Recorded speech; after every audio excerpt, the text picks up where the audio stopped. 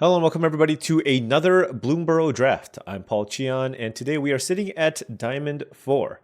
Now if I feel like I'm a little bit less animated today, well, it's because I am. I am a bit sick, but the show must go on because I didn't record several videos ahead of time, and then my son is also sick, so I will be watching him. So gonna not try to be super loud. I think he's taking a nap, but of course we need to keep pumping out this content. So I'm going to do something a little bit simple and do a Bloomburrow draft here. And maybe it'll be a little more ASMR-y. Who knows? Anyways, before this draft starts, I did want to say this video is brought to you by tcgplayer.com. Go to tcgplayer.com for all your TCG singles and sealed product needs. If you want to purchase anything through their website, make sure you click that affiliate link in the description below. Additionally, this video is brought to you by heavyplay.com. Go to heavyplay.com for premium Magic the Gathering supplies and accessories. Heavyplay.com/paulcheon will get you 10% off your first order. Additionally, they will have a presence here. Oh, excuse me, my schedule was a little wrong. They will have a presence in SCGCon Washington, but that's going to be on October 6th. But if you are planning a trip to MagicCon in Washington, make sure you check out the booth and tell them Paul sent you. All right, let's hop into this draft here. Maybe I'm going to draft something a little aggressive just so I don't have to use my brain very much, just because, like I said, we got tested for COVID. Don't have COVID. I think it's just your run-of-the-mill sickness, but gonna take a nap after this, let's just say. All right, what do we have? Illuge, the Shoreless Sea. Didn't ever really think that card's particularly good. The uncommons are kind of mediocre, and at common, it's a pretty clear Intrepid Rabbit. Worn Elder and Take Out the Trash are both decent options, but I don't think they really come close to the Rabbit, in my opinion. I think this is probably, in my eyes, this is probably the best common. So, gonna slam the Intrepid Rabbit here. Very, very happy with it. Just happy with it in any deck, honestly. All right, moving on to this pack. We have an Alanya Divergent Storm, which is pretty interesting if you want to do the blue-red spells thing. Another Splash Portal. And then we have Overprotect Vinereat Mentor as the standout uncommons. And then I don't think any of the commons really come close. For example, I do think Overprotect in most instances is going to be better than Longstock Brawl. And I do think Vinereat Mentor is a better card if you end up in black-green, but given that we don't know that we're going to be black-green, I will just take the Overprotect here. I think it's enough better than these common removal, Nettle Guard and Sonar Strike, that I will take this as a second color. And then, of course, we know that green-white is a very strong color combination. And now we have a really interesting pick. We have a really interesting pick here in Builder's Talent or Worn Elder. There's also a Longstock Brawl. There's also a Long River Lurker, which would be really interesting, but of course, this is good in blue-green specifically. We took the Overprotect, but we're not entirely sure that green is open. So this is kind of tough. I am a sucker for Builder's Talent, and if I see a third pick, at this point in the format, I think I'm just going to take it. Even though I did just say let's draft something aggressive, I wouldn't fault anybody for just taking Worn Elder to try to be a more aggressive white-green rabbit deck, or taking the Long River Lurker and speculating and seeing if we can end up in a blue-green deck, but I'm going to take the Builder's Talent here. And now we have this pack. Wow, that's a late Saver. Saver also, I think it's Saver and Intrepid Rabbit as the two best commons in the entire set. That's a Pawn Profit, and I would have definitely considered taking the Pawn Profit if I took the Long River Lurker. But the thing is, there's still premium cards here for us. There's a Paw Patch Formation if I wanted to stay green-white, but this is not necessarily. I feel like Saver and Starscape Cleric is a bigger sign that this color combination is open. And I think between the two, I still favor the Saver over the Starscape Cleric, especially because we also have the Builder's Talent. So let's take the Saver here and see where things go. Oh, this is interesting. So it does feel like black-white might be where we need to be. At the very least, we want to be black, but the best cards here are all black and white. Do I want to take a Moonstone Harbinger or Saver number 2? I'm going to take the Harbinger. I feel like in the best versions of the black-white deck, the Harbinger is amazing. I do really, really love Saver, but I'm going to take the Harbinger here. I just feel like if I'm going to be doing the black-white thing, and if it's very open, and then I just really, really love having the Harbinger in my deck. Now we have a Paw Patch Formation and a Sticky Tongue Sentinel, so certainly some decent green options, but with all the black that we've seen, Now, maybe, I mean, is there a world where we shift to black green? Maybe if that was the case, then I would have certainly taken the Saber over the Harbinger. But maybe I just take a Hazel's Nocturne here and just take the black card because we know for sure that black is open, and then kind of move on. And now there's a Life Creed Duo, which is of course excellent in black white specifically. So I'm going to take the Life Creed Duo here as another 2-mana card for our deck. Bonebind Order is also fine. I also like the Mudflat Village, but of course, Life Creed Duo, very, very nice combination with the Harbinger. And seeing an 8th pick Moonrise Cleric means we are solidifying ourselves in this color. So this is just drafting 101, right? You just kind of bob and weave, try to figure out what's open, and then find out what your lane is. And a lot of the times you'll find what lane you're supposed to be in when you see some of the signpost commons or uncommons late, because that tells you that it's very unlikely that somebody is in that color combination. But this is a really, really nice start here. Love this. Builder's Talent is not insane right now. We just have a Saver. But, you know, with Banishing Light, Bumbleflower Sharepot, Carrot Cake, there are nice combos with the card. Here I have the option between Thornplate Intimidator and the Hidden Grotto.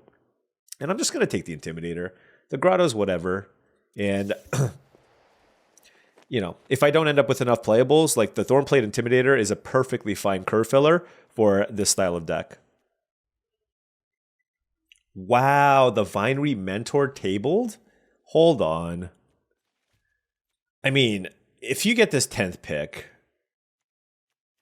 the thing is, I'm not missing out on too much by passing on the 3-tree mascot, so I'm going to just take this.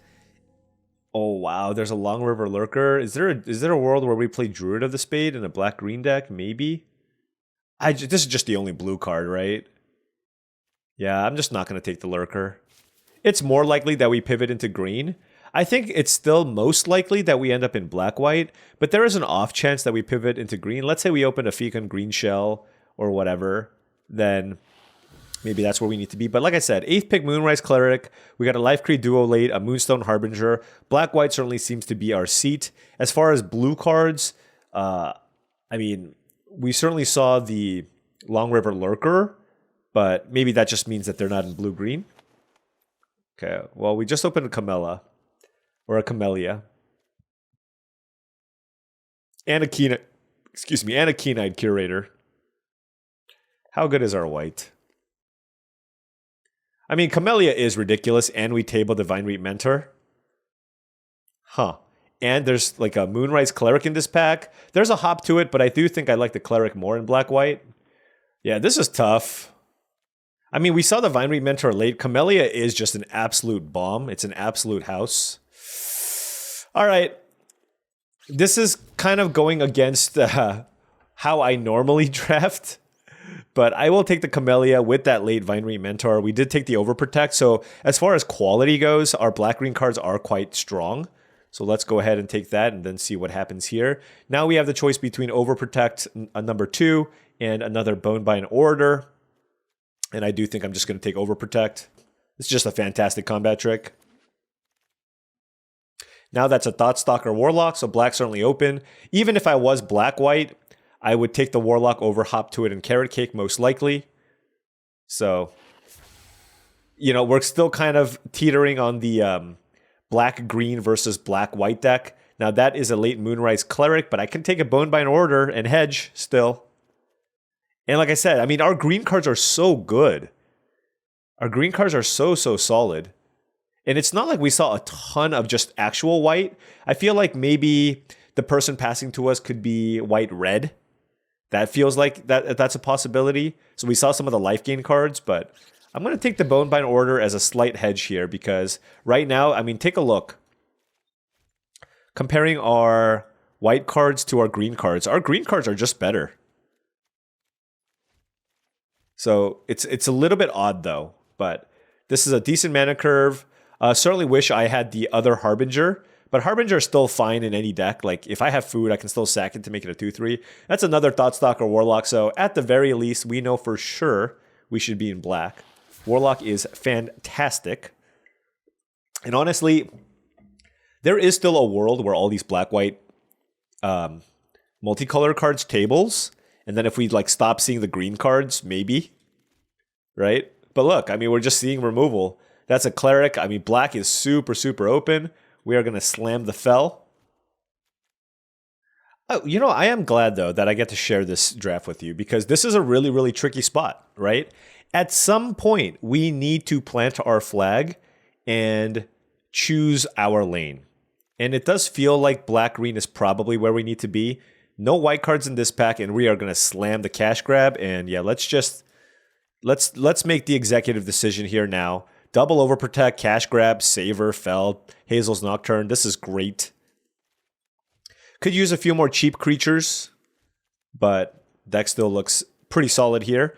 And hey, look, this is still 15 cards. Druid of the Spade is borderline.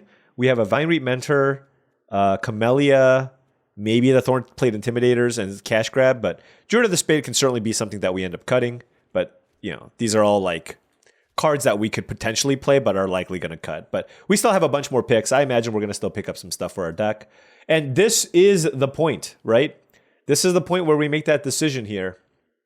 There's a Starseer Mentor that we're seeing 8th pick. Honestly, this feels like one of those drafts where I could go either direction and end up with a strong deck.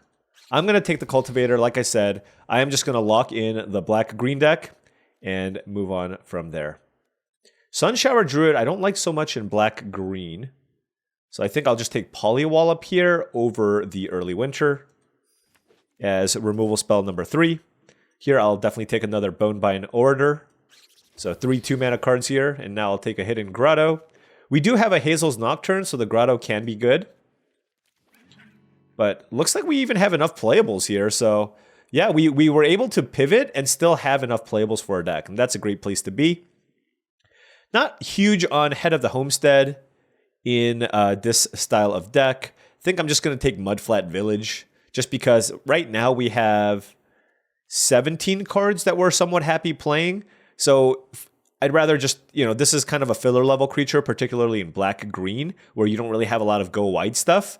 If this made 2 squirrels, that's a different story, but I'll just take the Mudflat Village to have a solid spell land to go on our deck. What? Camellia and Tender Wild Guide? It's got to be Camellia, right? That's absolutely bananas.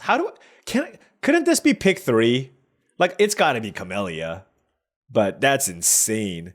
Tender Wild Guide. I need 2s, but I have what? 1, 2, 3, 4, 5, 4, 5 squirrels. I want more squirrels with the cash grab as well.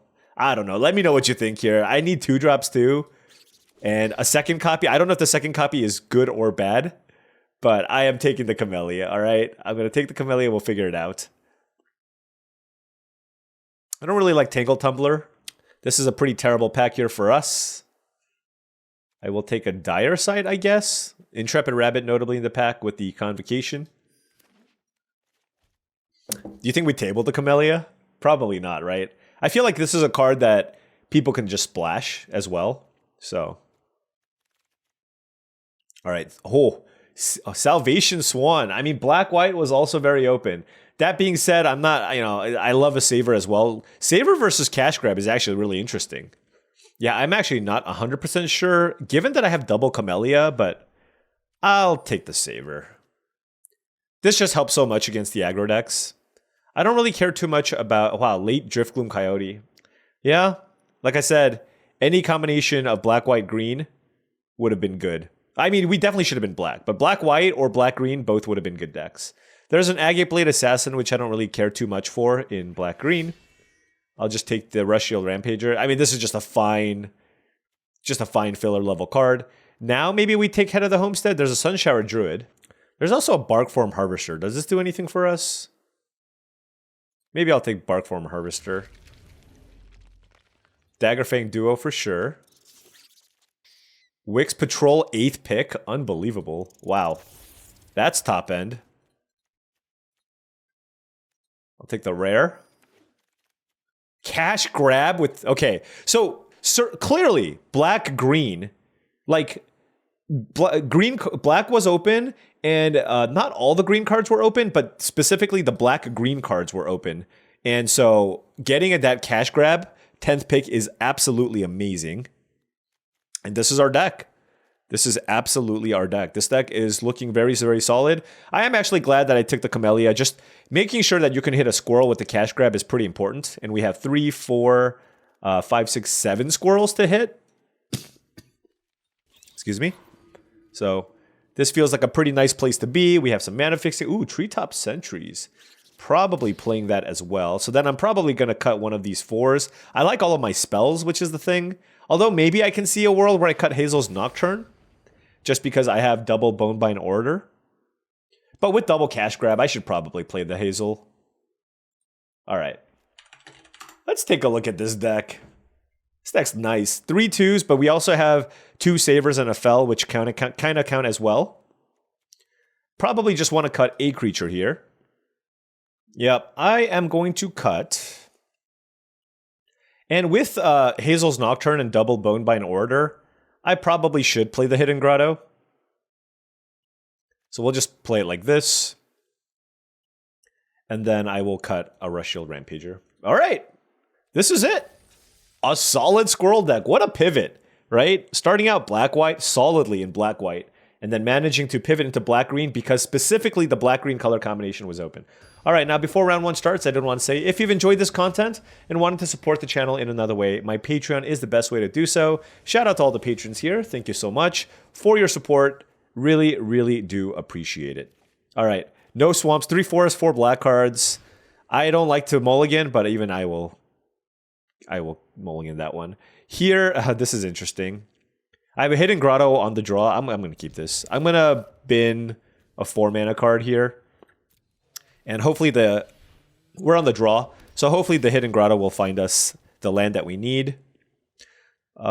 This is actually really interesting because if I run out Forest, then I can get lucky and just draw Swamp and play Vine Reap Mentor.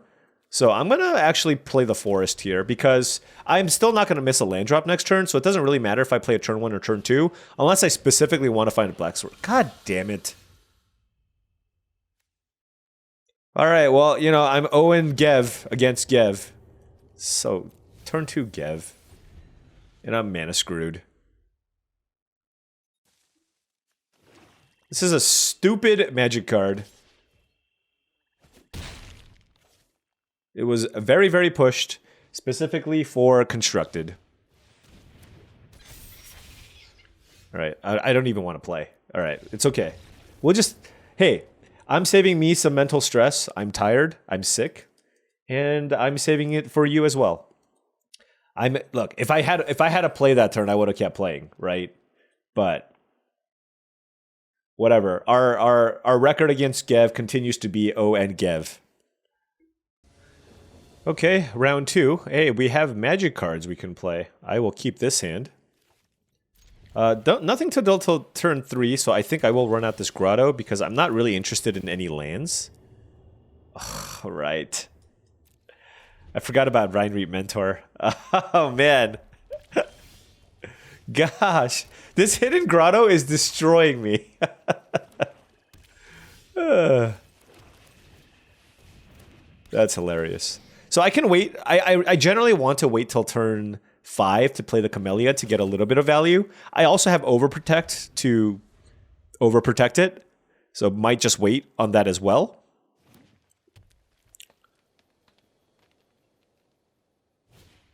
Thornplate Intimidator. I will lose 3 life. Okay.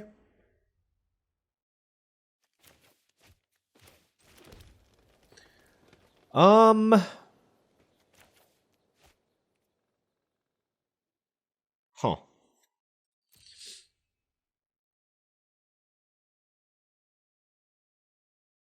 Interesting.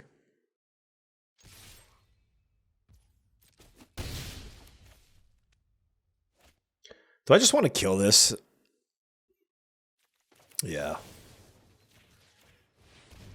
The thing is, like, the longer I wait, this is better, technically. And I just want to kind of keep the board clear. And because I have the Fel, I feel less bad about this. Wow, a second Camellia. Okay, we'll play Camellia. Then what is this? Oh, no, I have the Overprotect. Well, actually, well, that's interesting. I mean, I should probably still use the Overprotect.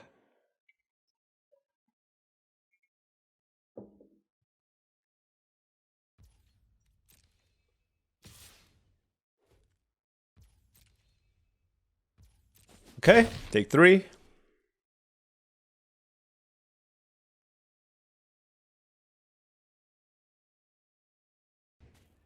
I mean, yeah.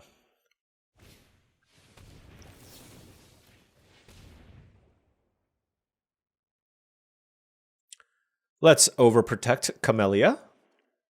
Looks like they have a Nocturnal Hunger here as well. It's going to be really funny when they... Like, the response is always amazing. Yep, sure.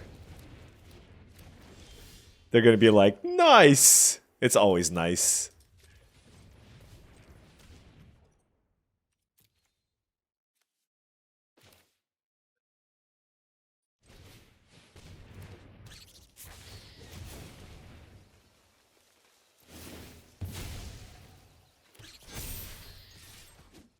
All right, let's race them. Even if they kill Camellia, I'm still hitting them for 6. I have a fell for the Glide Dive Duo. I can pump my squirrels again. Raccoon Rallier, okay. Another removal spell? Nice.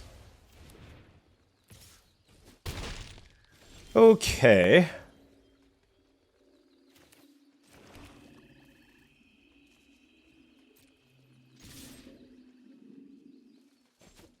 Interesting.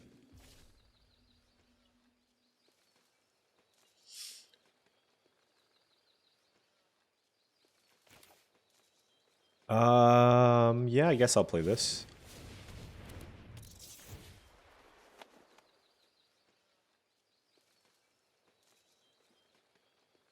Would you like to go to 3? And I'm just going to kill Glide Dive Duo here. Keep my life total high. If they play a big creature, we still have kind of a pseudo-lethal attack. Okay. Sure. Does this thing have trample? It does not. Oh, okay. Well. Overprotect for the win.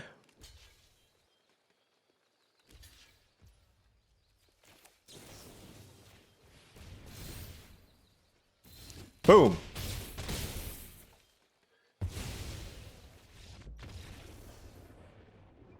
Got it. All it took was double Camellia with an Overprotect for the Camellia. Man, are we gonna... Is this how hard these games are gonna be? Alright, on the play... I will keep.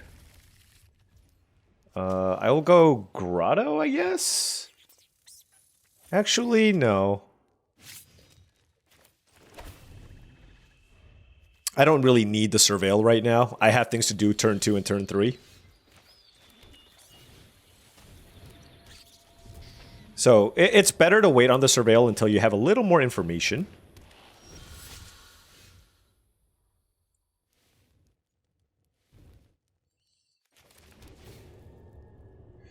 Ooh, that's a good Surveil. That's why we put it in the deck.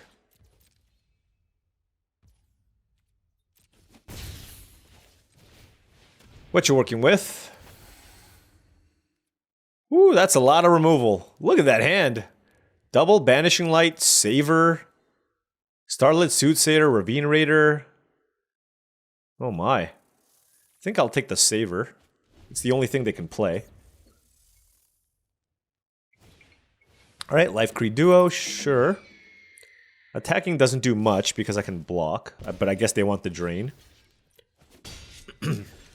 Excuse me. I don't have any food just yet, so I need to cash grab first or play the Saver. That's interesting. They do have Banishing Light, but they can't cast it just yet either.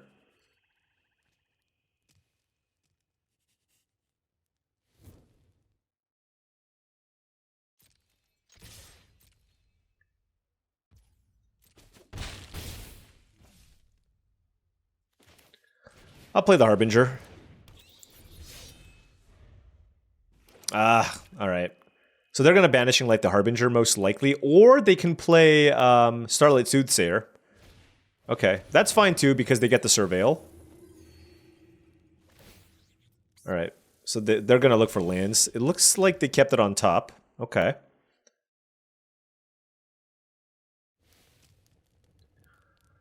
Okay, so how do I want to do this?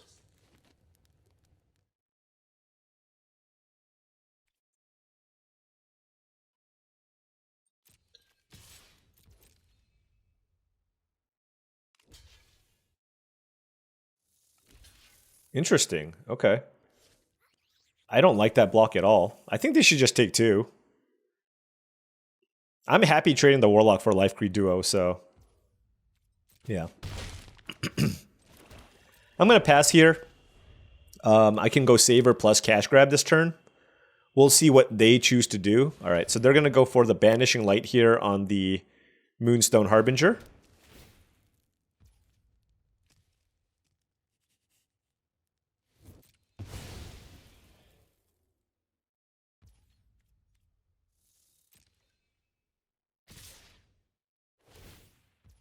Okay, so let's go ahead and kill the Soothsayer.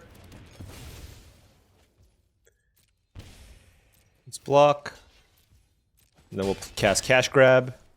And then the Treetop Sentries will obviously be pretty good too. What do we hit? Daggerfang doesn't seem particularly good. Corpseberry Cultivator seems decent.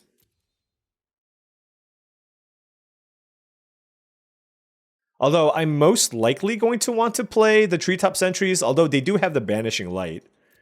I mean, the nice thing about Daggerfang Duo, though, is the fact that I can find Camellia and I have a Bonebind Orator in the yard. So maybe it is Daggerfang Duo, actually.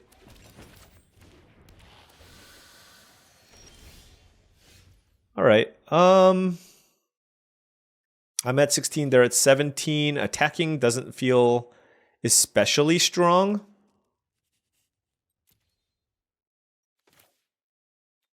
Yeah, I mean, they have 2 ways to exile creatures, which is kind of annoying.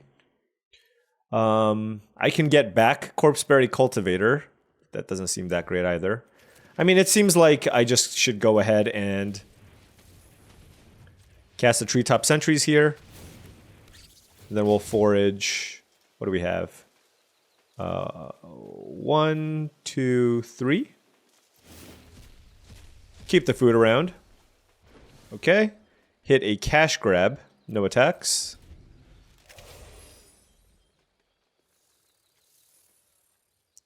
Like I said, Daggerfang Duo with a Mudflat Village and a Bonebind Order seems pretty good. Just so that we can try to go for the Camellia. Granted, we still need to fight through 2 removal spells here. Alright, that's a Waxwane Witness. They can't attack us.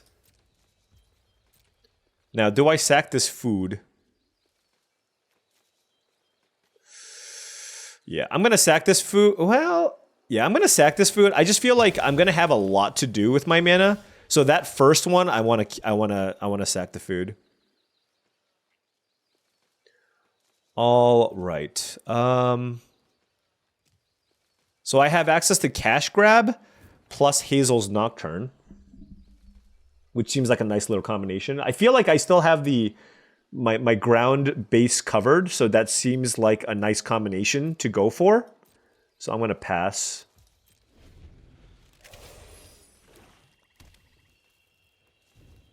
I mean, they have to Banishing Light my Treetop Sentries here, right?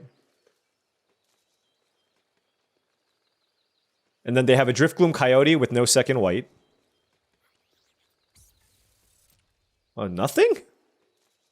I mean, they can't attack me. Wow, they're being patient. Props to them for being patient.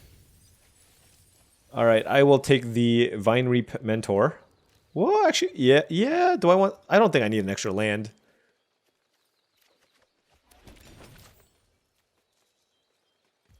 The question is, do I want to use the Orator or the Hazel's Nocturne? Like, do I want to save the Hazel's Nocturne for later? Because this is just a better use of my mana. Getting back Corpseberry Cultivator does seem pretty good. All right, I'll do that. Like, I believe this Hazel's Nocturne will have some good applications later, so. Oh, wow, that is really good. Like, the thing is, I don't care which one I take, right? And I'm going to run this out. I'm going to run this out because I do think by running out the Cultivator, they might use their Banishing Light. So discard whatever you're going to discard.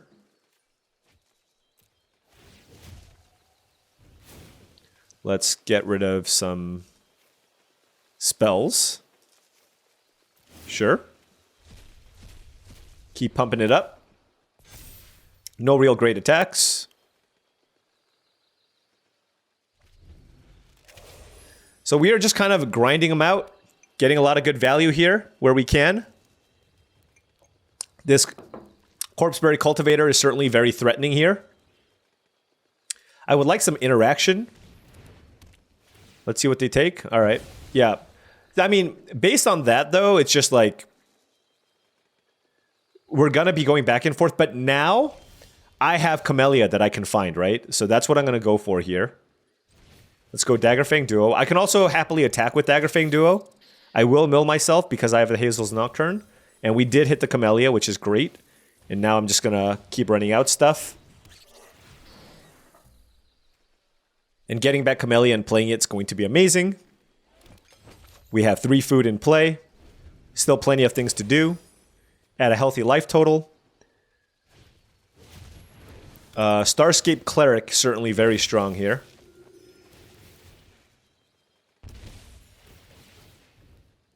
Oh, and they're going to hit me for 4? Wow. Okay. That's a real thing. That is a real thing.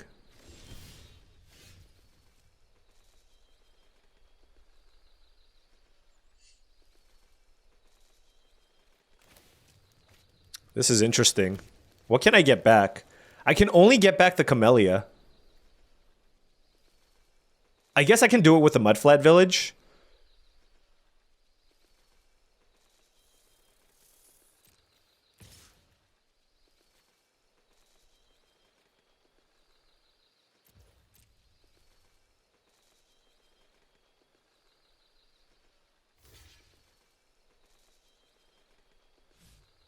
That is an interesting block.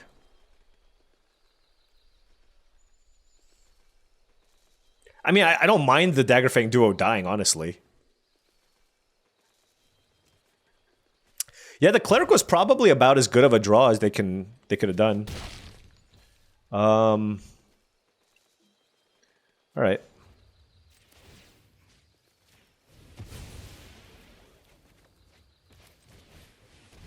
I'm just running it out here because I do feel a little bit of pressure from what my opponent has. They have no cards in hand, so if they draw a removal spell, it has to be exactly this turn. So, I think I want to have it in play so that I can kind of try to go off. Well, this is really interesting.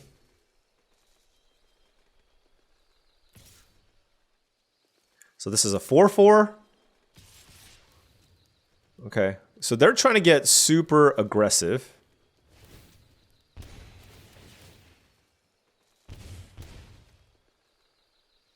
But they didn't attack with Life Creed Duo, which is really interesting.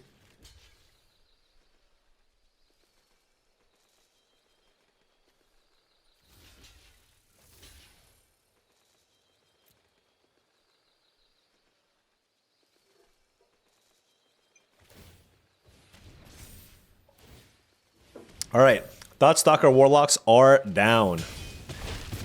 But all my squirrels are alive. Are they dead? That's my question. I have access to 7 mana. All my stuff has menace, so they can block like 1 creature, 4, and then +3/+3 my team, right? So like, let's say they block 1 thing and it's 6, 12, 17, yeah, okay. Oh, but this doesn't get pumped. But if they block here, it's still 3, 6, 7, 8, 9, 10, 11, 12, 13, 14, 15, 16, 17, yeah. Okay.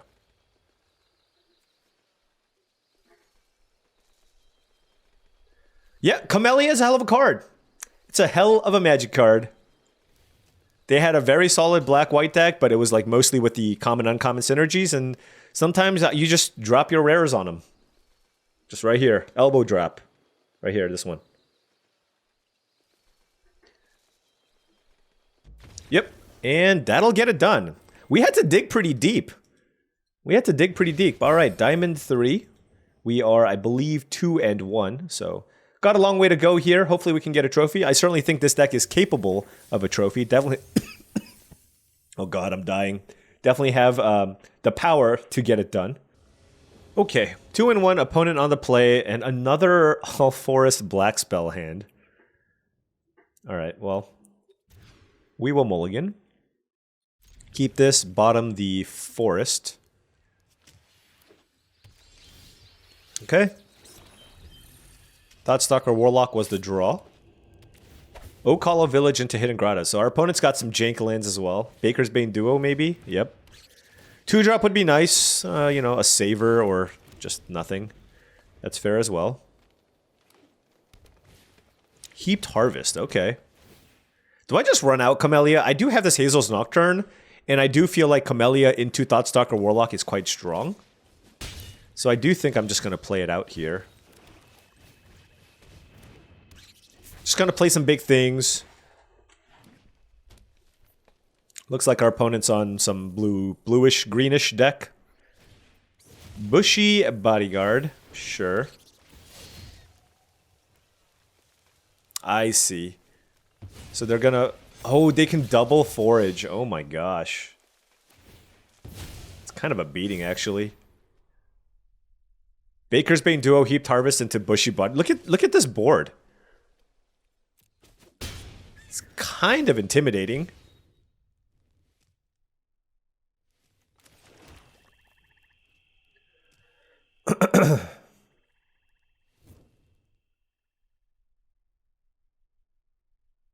Yikes.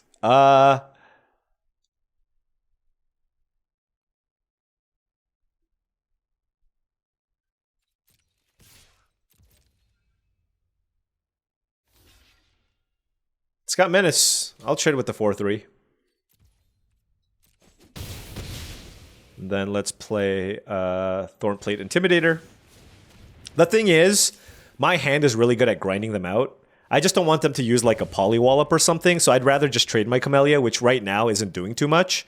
And then, of course, that also opens up the possibility of me playing the Thoughtstalker Warlock that turn. So that's kind of why I did what I did. Alright, now do I want to trade with this Bushy Bodyguard, because this does trade with the Rush Shield Rampager? I do have a Corpseberry Cultivator, but that does not do too much. Taking 6 also kind of stinks, though.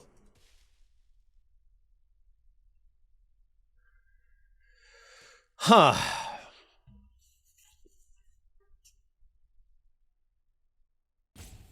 Now let's preserve our life total. That is another Camellia. Which doesn't do that much here. It's a 3-3. It does block the Rush Shield Rampager. It's better. It's a bigger body than the Corpseberry Cultivator, so I guess I play it. All right. It's kind of rough. They have us on the back foot here. We have no interaction. Clement. Bouncing Baker's Bane Duo. Okay, we'll take 4. I imagine they're going to play it. Or maybe they play something better? No. Okay. Alright, we drew a swamp.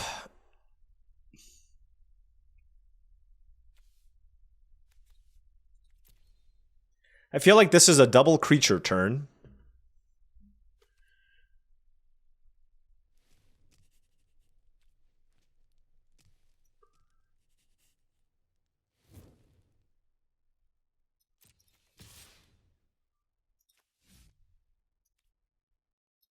I'm just gonna have a bunch of things in play, I think. Have some double blocks available, potentially. We'll see.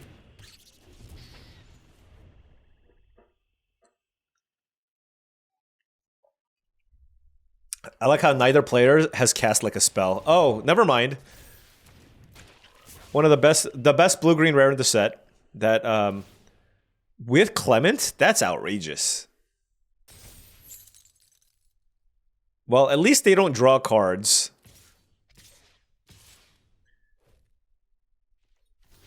Alright.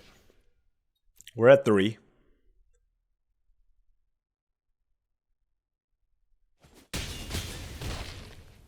What do we do? This is a lot of damage. I mean, the only play here is Hazel's Nocturne to get back these two, I guess. They didn't pump their Dream Dew Entrancer.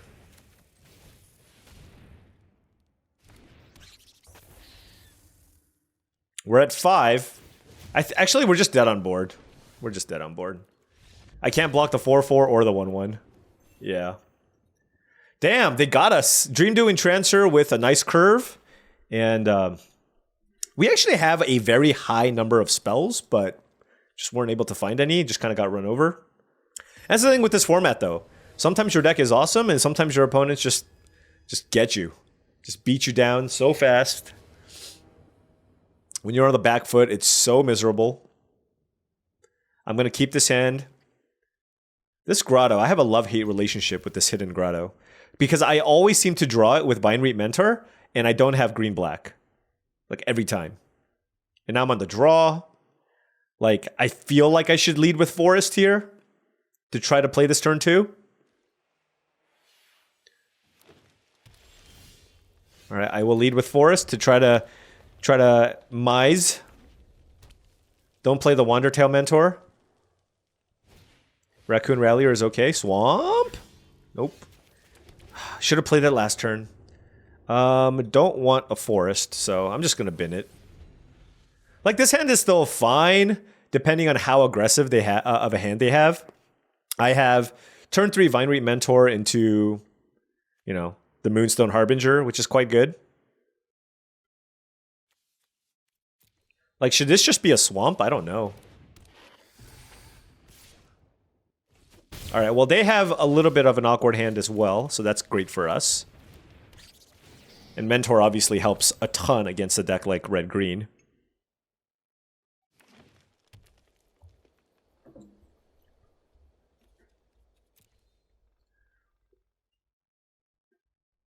Yeah, maybe this is just greedy. Maybe this should just be a... I feel like I've needed a swamp more. I gotta check my color sources, though. Coruscation Mage, sure. I'm happy trading this Mentor for literally anything. Okay. Another food here for us. Ooh, and a Camellia.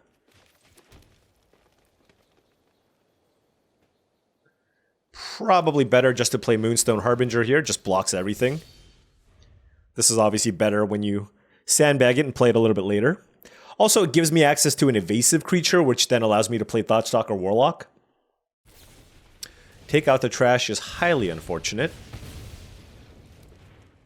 Just give me a swamp. I would love a swamp. God.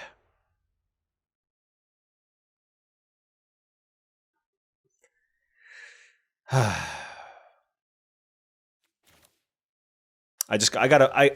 doing this because I want a 3/3 in play. I just need to have a 3/3 in play based on this board.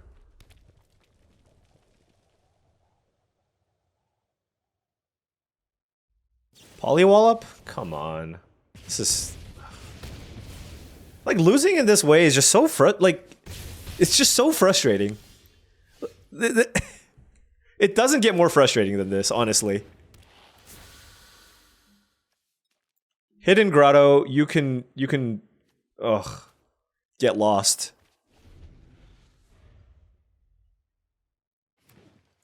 All right, well, they discarded Head of the Homestead. Whatever this is, it's better than Head of the Homestead.